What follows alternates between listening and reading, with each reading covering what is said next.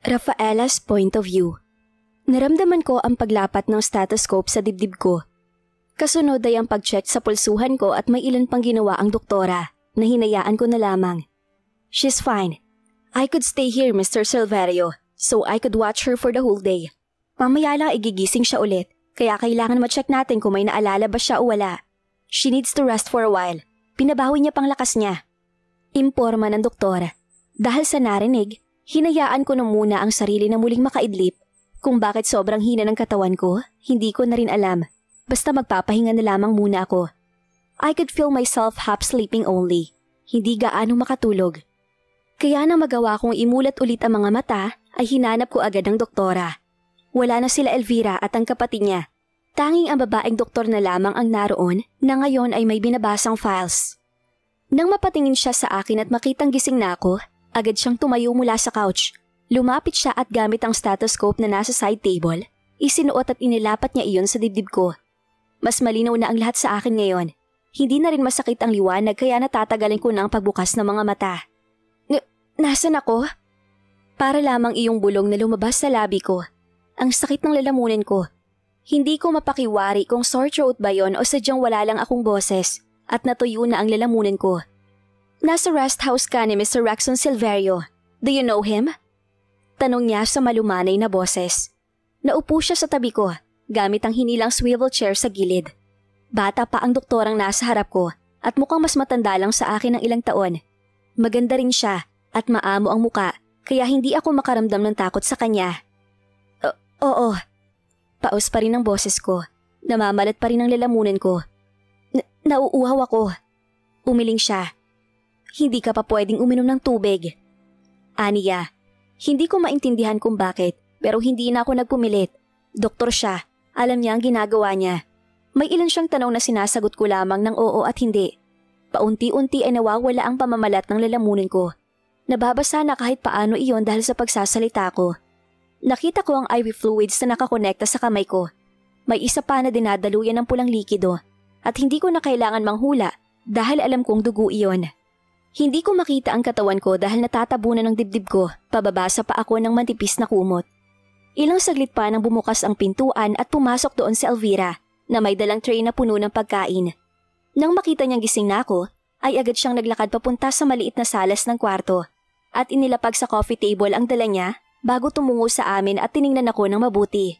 How is she? Tanong niya. She's fine. Tipid ng ngiti ang iginawad ng doktora. Huwag niyo lang muna siyang bibigyan ng tubig kahit na nauuhaw. Sigurado rin akong wala siyang amnesia, kaya walang dapat ipag-alala si Mr. Silverio tungkol doon. You can talk to her, but don't exhaust her. Bukas o makalawa, magiging maayos na rin siya. Tumayo ang doktora para magpantay sila ni Elvira. I checked her wounds again. It will take weeks before it heal, kaya wag niyo muna siyang gagalawin. Hayaan niyo nakahiga lang ang pasyente para hindi na ulit tumugo ang mga sugat niya. Tumango si Elvira. Yes, doktora. By the way, hindi na niya ako pinansin dahil hinawakan na niya ang babae sa siko at iginiya papunta sa maliit na salas. I brought foods for you. Magtatampo ako kapag sinabi niyo naman na hindi niyo yun makakain. Vera! Naiiling na sabi ng doktora na balak pa sanang kumontra pero hindi na itinuloy. Nang maihatid niya ang babae sa sofa, bumalik siya sa akin at tiningnan ako. Hindi ko alam kung paano nakarating ako rito sa rest house ng kapatid niya. Pero pinagpapasalamat kong iniligtas nila ako. Hindi ko lang alam ngayon kung ano ang iniisip niya. Hindi ko rin alam kung paano magpapaliwanag sa kanya. You look pale. Panimula niya. Kung naubusan ka ng dugo, paniguradong itinuloy ka na namin sa purinarya. Hindi ko alam kung anong sasabihin ko sa kanya. Wala sa mukha niya ang bakas ng pagbibiro, pero nahihimigan ko ang pag-aalala sa boses niya. Nalilito ako. You should rest again. Kailangan mo magpahinga. Don't worry. You're safe here. Walang mangyayaring masama sa'yo. Dagdag niya at tipid na ngumiti. Hindi ko magawang itango ang ulo ko, kaya tipid na lamang akong ngumiti kahit nakaunti lang ang nakaya ko. Doon nagsimula ang lahat. Kahit nahihirapan ako sa una dahil sa tuwing sinusubukan kong igalaw ang katawan ko, dumudugo agad ang sugat ko sa balikat. Hindi iyon naging madali dahil laging nasa bahay si Doktora de Guzman para ayusin at linisin ang sugat ko. Elvira didn't stress me out, but I am already stressed. Paunti-unti kong napagtatantong sensitibo ang katawan ko sa sugat, kaya mabilis dumudugo ang mga sugat ko. Araw-araw ko magpalit ng blood sac sila Rexon. Nalaman ko rin sa wakas ang pangalan niya. Hindi siya madalas sa bahay pero bumibisita siya sa akin kapag gabi at nangangamusta. Nagtataka na ako dahil 4 na araw ako nagpapagaling pero hindi nila ako tinatanong ng kahit na ano. Hindi rin ako nagkaroon ng tsansa na magtanong ng tungkol kina Clint dahil sa tuwing madaming dugo ang lumalabas sa sugat ko ay nawawalan agad ako ng malay at nagigising na sa gabi. Gusto mo ng mansanas? Si Elvira na pumasok sa kwarto at may dalang tray na mga prutas. Nagawa ko nang umupo sa kama at pinagpapasalamat kong hindi dumugo ang sugat ko sa braso. Nakabenda pa ang ulo ko dahil may sugat din iyon sa gilid. Hindi naman dumudugo pero hindi pa tinatanggal ng doktor. Hindi niya hinintay na sumagot ako dahil hinila niya ang swivel chair at naupo sa tapat ko. Hinintay ko talaga siya dahil hindi ako pinapatulog ng mga bumabagabag sa isip ko. Natatakot ako. Nakakatulog lang yata ako kapag nawawalan ako ng malay o may inihahalong gamot si Doktora de Guzman sa IV ko. Nakasalalay ang lakas ko sa fluid na dumadaloy sa ugat ko dahil hindi pa maayos ang appetite ko. Madalas, prutas lang ang kinakain ko para pawiin ang gutom. Si Clint? Mababa ang boses na tanong ko. Natigilan siya sa pagbabalat ng mansanas at napatingin sa akin. Rumihistro ang gulat sa mga mata niya, pero nang makabawi ay agad na umayos ng upo. Sinong Clint? Tanong niya. Kumunot ang noo ko. Anong pinagsasasabi niya? Elvira, please. Utal kong saad. Alam kong naiintindihan niya ako. Alam kong kilala niya kung sino ang tinutukoy ko. Ako itong naguguluhan sa kanya. Tumigil siya sa pagbabalat ng mansanas. Ibinaba niya ang kutsilyo sa tray at ganon din ang mansanas na hawak. Tumitig siya sa akin nang matiim at nakita kong pilit niyang pinagtatakpan ng emosyon sa mga mata. How did you know my real name? Vera ang tawag sa akin ni Doktora de Guzman at ni Kuya Rexon. Puna niya. Napipilan ako. Hindi ko na alam kung paanong sasagutin ang tanong niya. Dahil sa oras na simulan kong magsabi sa kanya ng isang salita, ay uulanin na ako ng tanong. Ligtas ba sila? Wala sa sariling naitanong ko nang sumagi sa isip ko ang mga bata. Biglaan lang din ang paglabas nun sa labi ko, pero hindi ko na binawi. Kumunot ang kanyang noo at nagsalubong ang kilay. Sino ka ba talaga? Imposibleng ikaw si Eudora dahil nakita ko siya sa bahay nila Kuya Clint habang nakahimlay ka sa higaan at nag-aagaw buhay.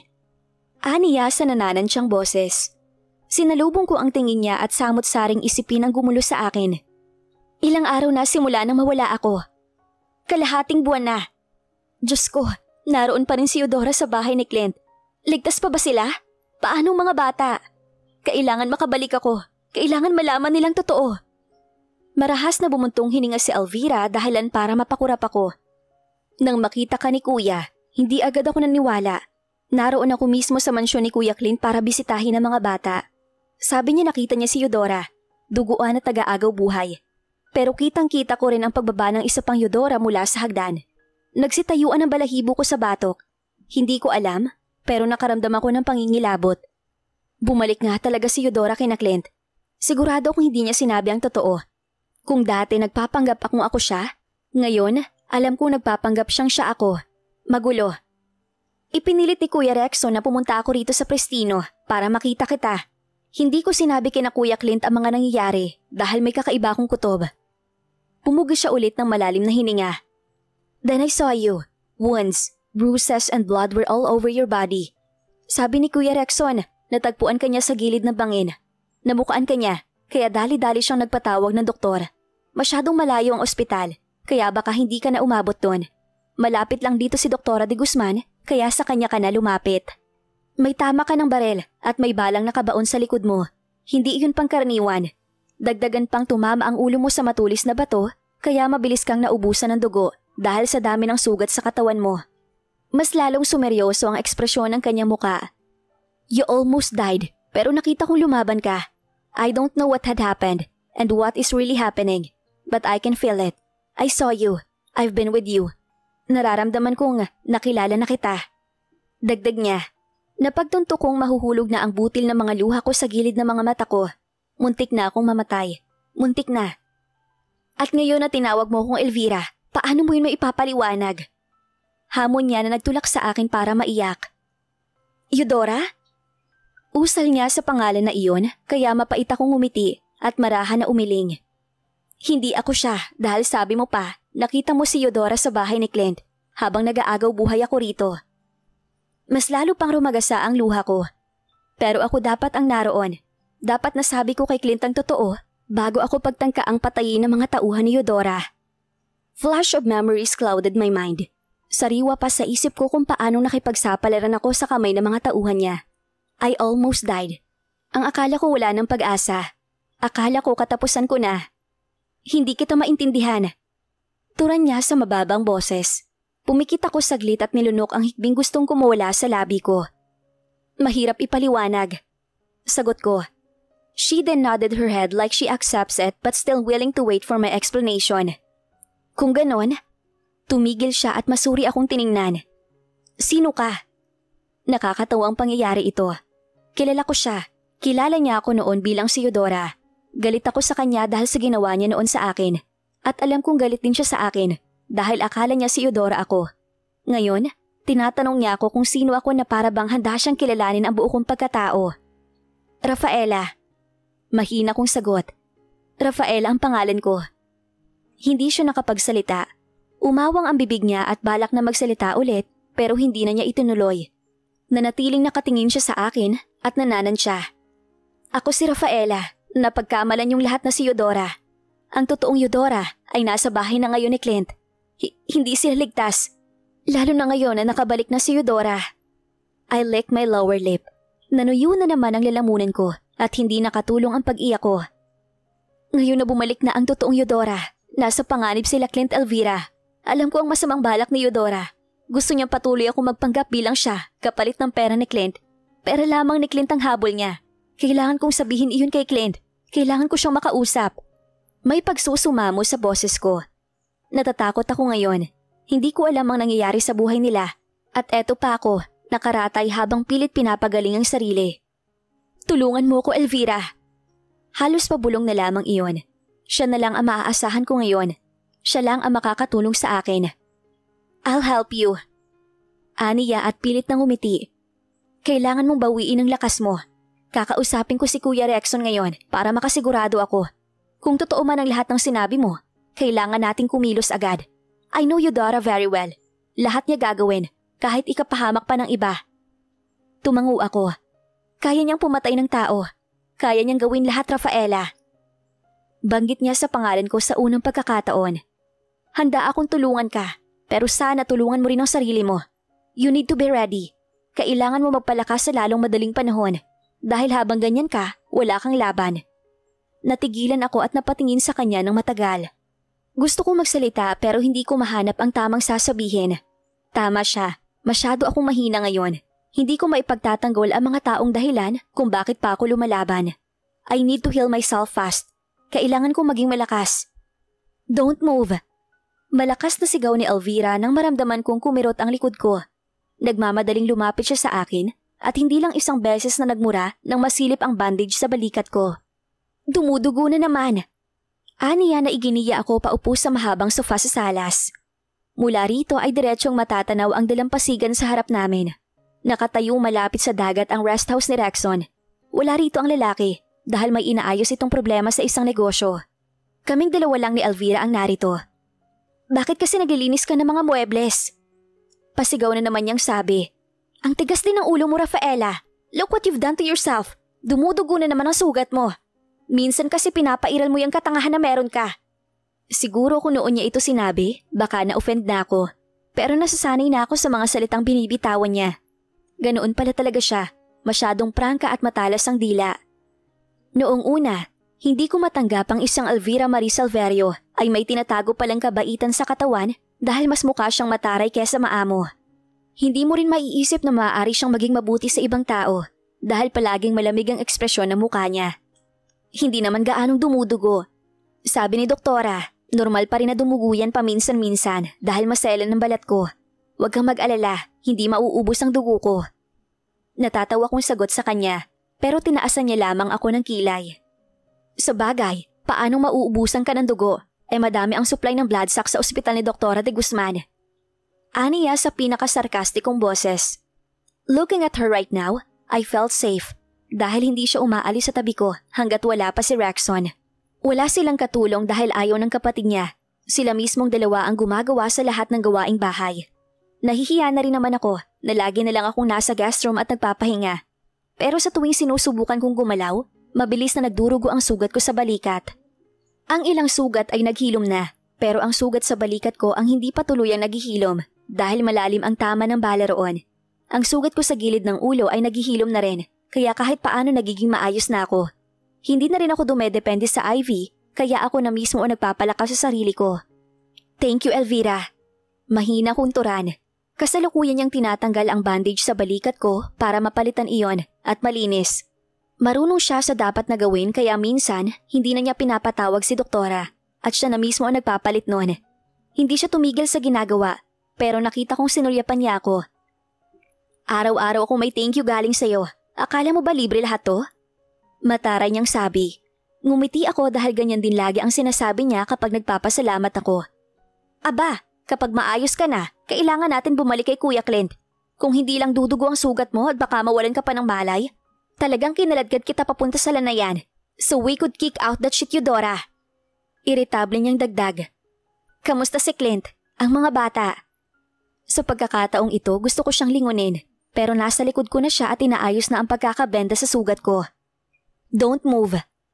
She coldly said and I obliged. Maayos pa sila. Don't worry that much. May mga tauhan si Kuya Rexon na nagbabantay kina Summer at Rain. Wala pa naman ginagawa si Eudora sa kanila. Mukhang humahana pa siya ng tiyempo. Pangaalo niya. You know what? It's really creepy. Normal sa'yo ang maging mabait, pero abnormal ang kakambal mo. Trying hard na maging mabait sa lahat. Napaka-plastic. Kambal. I sighed. Dati pa man, alam kong imposibleng maging magkamukha kami ni Eudora nang walang sayantipikong dahilan. Nitong nakoma ako dahil sa pagiging kuryoso nila magkapatid, sinubukan nilang ipa-DNA test kaming dalawa ni Eudora. Kahapon pa lang dumating ang resulta. Identical twin. Hindi ko pa alam ang buong istorya kung paano nagkahiwalay kami. Dahil nang maipanganak kami noon, binawian ng buhay ang nagsilang sa amin. Hindi ko na nakilala ang tatay ko. Wala na rin nabanggit si Auntie Lolita noon kung buhay pa ba o patay na rin. Hindi na ako nagtanong dahil pinaniwala ko na lang ang sarili ko na wala na akong ibang kamag-anak. Kung hindi sila na lang. Mukhang napunta si Eudora kay Auntie Esmeralda at doon lumaki. Ang masakit lang sa akin, bakit kailangan nilang itago ito? Hindi man lang binanggit ni Auntie Lolita na may kakambal ako. Sa ibang pagkakataon ko pa nalaman. I heard her sigh. Kapag nahanap na nila Kuya Rexon ang mga tao nagtangkang pumatay sa'yo, magiging madali na lang lahat. Sa ngayon, kailangan ka muna namin itago para masigurado ang kaligtasan mo. Mukhang iniisip naman ni Eudora na patay ka na talaga. Kaya tumigil na ang mga tauhan niya na hanapin ka. Sila naman ngayon ang nagtatago. Nang matapos niyang lagyan ng benda ang sugat, humarap ako sa kanya. Naging madali lang ang paglalagay dahil nakasuot ako lagi ng razorback na sando para hindi nasagi ang sugat ko ng damit. Kung ganon, kailan ako babalik? Tumitig siya sa akin ng matiim. Ayaw namin pahabain ang proseso ng kaso. Iba ang tao nagtangkang pumatay sa'yo at iba rin ang utak ng pagpatay sa'yo. Sa husgado, kailangan malaki ang ebidensya, kaya kapag ngayon tayo magpakita kay Eudora, magiging magulong lahat. Maaari pa siyang makatakas. I know her. She's a cunning witch. Kailangan sigurado tayo sa lahat na ginagawa natin. Gumagalaw na ang mga tauhan ni Kuya Rexon, kaya konting panahon na lang ang hihintayin natin, Rafaela. Kailangan mo magpalakas, dahil sa pagbabalik mo, wala nang pagpapanggap. Ihaharap mo ang sarili mo sa kanila bilang si Rafaela, at hindi nang nagpapanggap na si Eudora. Malumanay ngunit nangungumbinsi niyang turan. Malungkot akong ngumiti. Matatanggap kaya nila ako? Nagsinungaling din ako sa kanilang lahat, lalo na kay Clint. Sinubukan ko noon kumbinsihin siya na hindi ako si Eudora. Pero nang hindi niya ako binigyan ng pagkakataon na magpaliwanag, tuluyan ko na rin na inangkin ang pagkatao ng asawa niya dahil sa pagiging makasarili ko. Naiinggit rin ako kay Eudora dahil lahat ng bagay na meron siya ay mga bagay na wala ako. Pamilya, mga anak, marangyang buhay at kalayaan. Iyon na nagtulak sa akin na magpanggap. Matatanggap pa ba nila ako kung malaman nilang, kagaya ni Eudora, ginamit ko rin sila sa ibang paraan? Hinawakan ni Elvira ang kamay ko at marahan iyong pinisil. You've been good to them. Nakita ko yon. Nasaksihan ko at naramdaman kong wala kang masamang interes sa kanila, kaya matatanggap ka nila. Rafaela, hindi ka naging si Eudora nang nasa poder ka ni Kuya Clint. Ikaw pa rin si Rafaela noon, dahil kung ikaw si Eudora, hindi ka magiging mabuti sa kanila. You learned to love them. You cared for them. and you were the better version of Eudora. Minahal ka nila bilang si Rafaela, kahit nakikita ka nila bilang si Eudora. My heart tightened and a lone tear escaped from my eyes. Pero tama ka, hindi ako si Eudora at hindi ako magiging siya. Napagkamalan lang ako kaya napunta sa buhay nila. Ngayon na malalaman na nila ang totoo, isasampal ko rin sa sarili ko kung saan ang lugar ko. Ibig sabihin lang nun, hindi ako parte ng pamilya nila. Elvira shook her head and sighed. Alam na nilang totoo. Sinabi ko ng lahat sa kanila ni Rexon. Dahil sa pagkakataong ito, sa kanila ko pinagkakatiwala ang lahat. Sobrang nagpapasalamat ako sa Panginoon na sa magkapatid na Silverio niya ako dinala. Mabuti sila. Taus-puso ang kanilang pagtulong sa akin. Kahit problema lang ang dala ko, ay handa pa rin silang protektahan at tulungan ako. Hindi nila ako hinusgahan, lalo na si Rexon. Naiintindihan niya ang ginawa ko. Si Elvira noong una naging mailap sa akin. Mahirap daw iproseso ang mga nangyari, pero paunti-unti, natanggap niya ako bilang si Rafaela. May pagkakataon nga lang na nagtataray siya sa akin dahil nakikita niya si Eudora sa akin. Ngayon naman, nakikita na niya ako bilang ako at hindi ang taong kinamumuhian niya. We found them. Basag ni Rexon sa katahimikan na naghahapunan kami. Sa kanya natuon ang atensyon naming dalawa ni Elvira. Hawak na sila ng mga tauhan ko. We also have the evidence na nagsasabing si Eudora ang nag-utos sa kanila na ipapapatay si Rafaela. Dagdag niya. Tiningnan din ako ni Rexon at nang magsalubong ang tingin namin ay may sumipang pag-asa sa puso ko. What now, kuya? The police will arrest Eudora tomorrow? Ani Elvira. Gusto ko sanang bukas na, pero inaalala ko si Rafaela. Sinulya pa ni Rexon ang kapatid bago ibalik sa akin ang tingin. Base sa mga ginagawa ni Eudora, pinagpapatuloy niya mga normal mong ginagawa sa araw-araw. Hinahatid niya sa umaga sila Summer at Rain. Umuuwi at lagi lang naroon sa mansyon. Nitong nakaraang araw lang siya may ginawa. Naglipat siya ng pera sa account niya galing sa bank account ni Clint.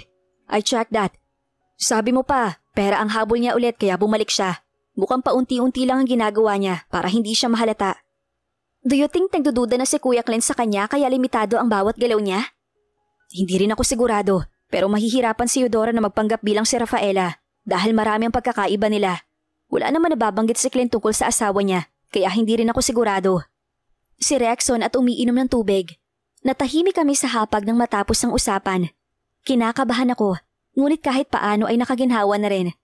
Masyado silang mabait sa akin. Gusto nilang kapag inaresto si Eudora ay naroon ako dahil hindi pwedeng sa labas ng mansyon gagawin ng pang-aaresto. May mga tauhan pa daw si Eudora na umaaligid kaya sa mansyon ang pinakamadaling pag-aresto. Kung sa mansyon iyon gagawin, magtataka si Clint at ang mga bata. Maguguluhan sila kaya kailangan naroon ako para kahit paano maintindihan nila ang nangyayari. Hindi ako makatulog ng maayos ng gabing yon. Hindi naman talaga ako makatulog ng maayos sa bawat gabing dumadaan. Pero ibang-iba ngayon. Hindi yata ako makakatulog hanggang umaga. Kaya nagpasya akong lumabas ng kwarto at tumiretso sa kwarto ni Elvira. 2 katok pa lang ay bumukas agad ang pintuan at bumunga doon ang babae na may pag-aalala sa muka. Bakit? Dumudugo na naman ang sugat mo? Aniya, umiling agad ako. Hindi, gusto lang kitang makausap. Nahihiya ako kung si Rexon ang guguluhin ko, kaya sa'yo na lang ako lalapit. Nagsalubong ang kanyang kilay pero kalaunan, nilakihan niya ang pagkakabukas sa pinto at gumilid para makapasok ako. Lumakad naman ako papasok at tumayo sa gitna ng kanyang malaking kwarto. This rest house is huge enough and it can house 8 to 10 person. May 4 na kwarto, 3 sa ikalawang palapag at 1 sa baba. Moderno ang disenyo ng rest house at lahat ng narito. Anong problema? Basag niya sa katahimikan na lumukob sa amin. Lumunok ako para matanggal ang bumabara sa lalamunan ko. Alam ko ang gusto kong mangyari ngayon kahit delikado pero hindi ko alam kung papayag sila ni Rexon. Gusto kong bumalik bukas sa mansyon. Gusto kong gawin bukas ang pag-aresto sa kanya. 3 linggo na ako rito sa kanila at nagtatago. Sila ang gumagalaw para sa akin. Si Rexon ang nagbabayad ng mga tauhan para bantayan sila Summer at Rain. Ganon din ang mga kilos ni Eudora. They have the evidence now. Hindi na kami mahihirapan sa husgado kung dumating man sa pagkakataon na kailangan namin magharap doon. Sigurado ka? Nananansya niyang tanong at naglakad palapit sa study table at kinuha roon ang kanyang cellphone. Ayaw ko tong patagalin, Elvira. Hindi ligtas sa mga bata kapag kasama nila si Eudora. Hindi ako matatahimik hanggat hindi siya nawawala sa buhay nila Clint. Binuksan niya ang screen ng cellphone at tumipa roon. Umalingaw-ngaw ang boses sa speaker at agad niyang itinapat sa akin ang screen para makita ang video doon. Naroon ang isa sa dalawang lalaking humabol sa akin noon. Si Mrs. Eudora Silverio ang nag-utos sa amin. Si Ma'am Eudora. Sigaw ng lalaki habang malinaw ang mukha niyang takot na takot. Binayaran niya kami. Ang sabi niya, kailangan dalhin sa kabilang isla ang babae para doon na lang namin ilibing. Si Ma'am Eudora ang nagplano at nag-utos sa amin. Gusto niyang bumalik sa pamilya niya. He looks really scared. Minsan natitigilan pa siya pero magpapatuloy din. Naaksidente kami sa gilid ng daan. Nasira ang gulong ng sasakyan. Nakatakas siya. Sinubukan namin siyang habulin. Nabaril ko siya sa likod at nahulog siya sa gilid ng bangin. Kaya pinapahanap sa amin ni Ma'am Eudora ang bangkay niya pero hindi na namin mahanap. Naiiyak nitong sabi. Halatang takot na takot. Iyon ang huling sinabi niya sa video bago natapos. That evidence is enough to send Eudora to jail. Nag-aalala lang kami sa'yo dahil alam naming pinipilit mo lang ang sarili mo na maging maayos. Maraming dugo ang nawala sa'yo, Rafaela. Mabilis na dumugo ang sugat sa balikat mo. Kaya ka namin protektahan pero ayaw naming mahirapan ka. You've gone through the things that you don't deserve. Sa pagkakataong ito, panibagong laban ito. Gusto namin ni Kuya Rexon na handa ka. Seryoso niyang saad at sinalubong ang tingin ko. Tama naman siya. Masyado pang mahina ang katawan ko. Naghilom na ang ilang sugat pero hindi pa bumabalik ang lakas ko. Mas naging maputla ang balat ko. Nabawasan din ang timbang ko at mas pumayat pa yata ako. Handa na ako. Mababa ngunit tiyak kong sagot. Dumaan na ako sa pinakamahirap na yugto ng buhay ko. Muntik na akong mamatay pero lumaban ako. Ngayon pa ba ako panghihinaan ng loob na kayang-kaya ko nang ipakulong si Eudora? She looked at me with so much concern on her eyes. Pagkaraan, umangat ang sulok ng kanyang labi at tumango. I understand. Aniya. Kakausapin ko mamaya si Kuya Rexon para makapaghanda tayo bukas. Kailangan ng dobleng pag-iingat. You need to rest tonight para makapaghanda ka bukas. Maaga tayo nga alis para maabutan natin si Kuya Clint sa bahay. Dagdag niya. My heart flipped. Pumayag siya. At ngayon na sinasabi niya ito, alam kong sigurado na siya. Kaya naman pilit akong umiti kahit kinakainan ng kaba ang puso ko. Salamat, Elvira. I weakly smiled at her. Umiling siya. Don't thank me. Ginagawa ko to dahil pamilya ko si Kuya Clint. Pamangkin ko sila Summer at Rain. I badly want to save them from that witch. Pero dumating ka. Nakita kong hawak mo ang buhay ni Eudora dahil lumalaban ka. Naging mabuti ka sa mga pamangkin ko. At minahal mo si Kuya Clint. Kaya tama lang ang ginagawa ko. Hindi ko na mahanap ang tamang salita kaya wala na akong masabi. The first time I saw her, alam kong malapit siya kina Summer at Rain. Mahal na mahal niya rin ang mga bata. At ganon din si Clint. Sinabi niya rin sa akin na kaya niya ako nasaktan noon ay dahil sa galit na para kay Eudora. Gusto niya rin subukan ang pasensya ko dahil alam niyang lalabas ang totoong ugali ni Eudora kapag sinampal niya ako. Doon pa lang daw alam na niya, may kakaiba dahil wala akong ginawa sa kanya. She asked some maids. Kahit sila Summer at Rain ay tinanong niya kung paano ko sila ituring. Kaya na maging maayos ang sagot ng kambal, naging kampante na siya. Nagsusumbong sa kanya ang dalawa kaya alam niya ang mga ginagawa ni Eudora noon. At ang mga ginagawa ko nang ako na ang pumalit kay Eudora. Tahimik akong bumalik sa kwarto at naupo sa gilid ng kama. Hindi pa rin ako makakatulog nito kaya nang may kumatok sa kwarto ko ng 9:00 na, agad akong tumayo at pinabuksan iyon. Rexon's face greeted me. Seryoso siya. Palagi naman talaga siyang seryoso. Kaya mas nagiging magkamukha sila ni Elvira. Iisipin ko na dapat doon na magkakambal sila kung hindi lang sinabi ni Elvira sa akin na 4 na taon ang agwat nila. Well, Rexon looks young and handsome. Nasa lahi na yata nila na Clint ang pagiging gwapo at maganda. Kinausap ako ni Elvira kanina. Are you sure about this? Seryoso niyang tanong at hindi na nagpumilit na pumasok. Dahil sa mas pinaseryoso niya ngayong boses, naaalala ko si Clint. Hindi naman sila nawala sa isip ko kahit 1 minuto lang. Kaya ngayon na nakikita ko siya kay Rexon, mas lalo ako nakakaramdam ng pangungulila. Tumango ako. Kaya ko na. Kay tagal nila akong itinago. Alam kong mahirap din ito sa kanila dahil iniisip din nila ang kapakanan ko. Gayong maaari silang gumawa ng hakbang para dakpin agad si Eudora para matapos ng lahat. Pero sabi nila, paniguradong hindi papayag si Clint na mangyari ang pang-aaresto sa mansyon. Lalo na at hindi niya pa alam ang totoo kaya kailangan na naroon ako para maliwanagan sila. Ayaw nila ng mas malaking gulo. Gusto nilang tahimik ang pangyayari. Kilala si Clint sa business world. Kaya kapag malaman ng mga tao na nagkagulo sa pamilya nila, maraming maaapektuhan. Maging ang mga bata, si Summer at si Rain, pagpapiyastahan sila ng media. Hindi nila gustong mangyari iyon. Nanatiling nakatitig siya sa akin at pagkaraan, tumango. Hindi magiging maayos ang lahat. Baka mas lalo pang gumulo. Sana handa ka. Para iyong punyal na itinarak sa dibdib ko. Alam kong kasabay ng pag-aayos ko bukas sa lahat ng mga pagkakamali ko ay siyang pagkasira rin ng mga bagay na dati ay hawak ko ng buo. Handa na ako. Mababa ngunit sigurado kong sagot.